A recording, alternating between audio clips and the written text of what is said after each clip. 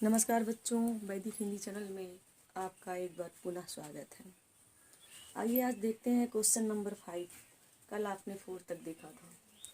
लक्ष्मण ने वीर योद्धा की क्या क्या विशेषताएं बताई हैं? उत्तर है, लक्ष्मण ने वीर योद्धा की निम्नलिखित विशेषताएं बताई हैं। नंबर 1, वीर योद्धा स्वयं अपनी वीरता का बखान नहीं करते, अपितु दूसरे लोग रणधीर पराक्रमी व्यक्ति के विशेषता का वर्णन करते हैं, अर्थात खुद से अपनी विशेषता का वर्णन नहीं किया जा सकता है। वीर पुरुष रण क्षेत्र में अपनी वीरता का परिचय साहस पूर्वक देते हैं, कायरों की भांति युद्ध क्षेत्र में शत्रु को सामने उपस्थित देखकर अपने पराक्रम का वर्णन नहीं करते हैं। अगला है, वीर योद्धा शांत, विनम्र, क्षमाशील, धैर्यवान, बुद्धिमान होते हैं। वे खुद पर अभिमान नहीं करते हैं।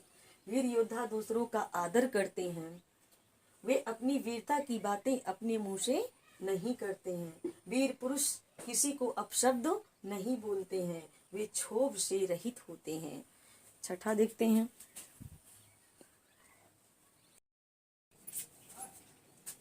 छठा क्वेश्चन, साहस और शक्ति के साथ विनम्रता हो तो बेहतर है, इस कथन पर अपने विचार लिखिए। साहस और शक्ति के ऐसा गुण है जो मनुष्य के व्यक्तित्व को आकर्षक बनाता है। बुद्धिमान व्यक्ति साहस का सदुपयोग करके सफलता प्राप्त करते हैं। यदि व्यक्ति में शक्ति के साथ विनम्रता हो तो वह समाज में श्रेष्ठ स्थान प्राप्त करता है, अर्थात सोने पर सुहागे का काम करेगा। इसके विपरीत यदि साहस और शक्ति के साथ उद्दंड स्वभाव का हो तो वह समाज में सर्वश्रेष्ठ सम्मान नहीं प्राप्त कर सकता है। उसके सभी सद्गुण गाढ़ हो जाते हैं। क्वेश्चन नंबर 7 देखते हैं। भाव स्पष्ट कीजिए। बिहसी लखन बोले मृदुबानी, अहो मुनीषि महाभटमानी। प्रस्तुत पंक्ति का भाव यह है कि परशुराम द्वारा बार बार फरसा दिखाए जाने पर लक्ष्मण व्यंग करते हुए मधुर बाणी में बोले, अहो मुनिवर, आप तो अपने आप को महान योद्धा समझते हैं या महान योद्धा बताते हैं और बार बार मुझे फरसे को दिखा रहे हैं। ऐसा प्रतीत होता है कि फूंक मारकर पहाड़ उड़ाना चाहते हैं। लक्ष्मण के कहने का भाव यह था कि हम परशुराम से कम नहीं हैं, हम भी वीर योद्धा हैं। इनको ये नहीं पता कि हम भी रणधीर योद्धा हैं। नेक्स्ट क्वेश्चन देखते हैं। खाकर देखिए, यहाँ कुम्हड़ बतिया क्यों नाही, जे तर्जनी देख मर जाई। व्याख्या है, प्रस्तुत पंक्ति का भाव यह है कि लक्ष्मण कहते हैं कि यहाँ कुम्हड़े की बतिया कोई नहीं है, सीताफल या काशीफल का बतिया कोई नहीं है जो तर्जनी अंगुली के दिखाने से मर जाते हैं, अर्थात हम सब भी धैर्यवान, बलवान, पराक्रमी बालक हैं, योद्धा हैं। आपका कुठार और धनुष देखकर हमने अभिमान पूर्वक कहा। लक्ष्मण के कहने का तात्पर्य यह है कि उन्हें बालक ना समझें, उन्होंने हर्षा और बाण देख लिया है। गा है गांधिसु।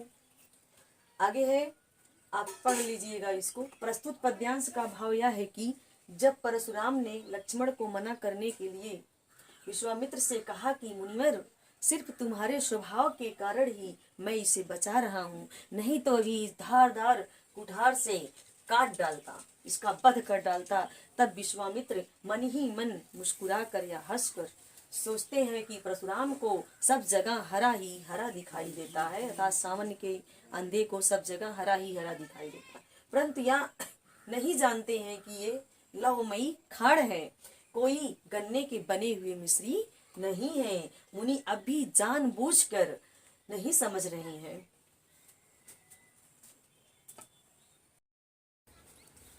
आठवां क्वेश्चन देखिए। पाठ के आधार पर तुलसी के भाषा सौंदर्य पर 10 पंक्तियां लिखिए। ये इन्होंने कौन सी भाषा का प्रयोग किया है?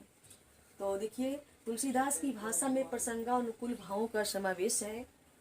तुलसी की भाषा अवधि है, गेय पद है, राम लक्ष्मण परशुराम संवाद में ओज गुण परिपूर्ण है, वीर रस विद्यमान है, अनुप्रास, उपमा, रूपक आदि अलंकारों की छटा दर्शनीय है। तुलसीदास ने अपने काव्यों में सरल व सटीक शब्दों का प्रयोग किया। भाषा में संगीतात्मकता का गुण है। तुलसीदास ने अपनी भाषा में विनम्रता का सहजता से प्रयोग किया है। तुलसीदास ने रामचरितमानस में चौपाई छंद का प्रयोग किया है। बीच बीच में दोहा, हरिगीतिका आदि छंदों का मार्मिक ढंग से प्रस्तुति किया है या प्रयोग किया है। देखिए 9वां क्वेश्चन, इस पूरे प्रसंग में व्यंग का अनूठा सौंदर्य है, उदाहरण के साथ स्पष्ट कीजिए।